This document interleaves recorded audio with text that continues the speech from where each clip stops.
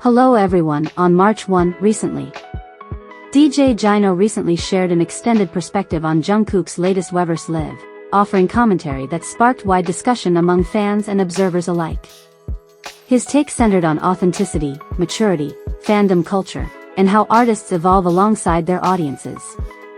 First, DJ Jino emphasized that Jungkook spoke like a typical Korean man his age. Rather than presenting the carefully polished, media-trained idol persona that global audiences have grown accustomed to, Jungkook appeared more candid and relaxed. According to Jino, this shift felt natural. He framed it not as a scandal or deviation, but as a reflection of Jungkook's growth into adulthood.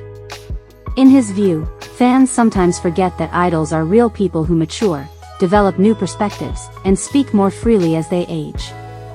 He described the live as refreshing specifically because it contrasted with the usual scripted tone idols often maintain. K-pop culture has long been built on controlled messaging, carefully curated appearances, and a high level of fan sensitivity management. Jino suggested that Jungkook's approach in this live showed less filtering, a sign of confidence rather than carelessness. To him, it demonstrated that Jungkook no longer feels obligated to maintain a perpetual, golden maknae image, but instead speaks from a place of adult self-assurance. A significant portion of DJ Jino's commentary addressed toxic parasocial dynamics within fandom spaces. He pointed out a recurring pattern among certain fans who describe themselves as nunas, who feel they raised Jungkook. While this sentiment may stem from affection, Jino argued that it can create unrealistic expectations and emotional overreach. Jungkook debuted at a very young age, and many fans quite literally watched him grow up in the public eye. However, Jino stressed that witnessing someone's career does not equate to ownership or parental authority over them. He further emphasized that the members of BTS are now fully grown adults who have completed their mandatory military service. That milestone, he suggested, symbolically marks a transition. They are no longer teenage idols or even young rookies navigating early fame. They are men in their late 20s and early 30s with expanded life experience. Expectations from fans, he argued, should evolve accordingly. Holding on to a frozen image of who they were years ago limits both the artists and the audience. Regarding Jungkook specifically, Jino implied that some backlash stemmed from discomfort with this maturation. When idols assert boundaries or speak more casually, it disrupts long-standing fan fantasies. But in Jino's view, that discomfort is part of necessary growth.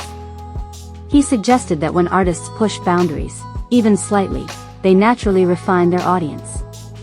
Those who appreciate the artist as a person remain, while those attached only to an idealized version may drift away.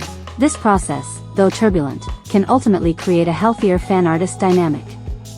One of the more controversial moments surrounding Jino's commentary was his remark about trying to K***LL Jungkook. He later clarified that this statement was metaphorical.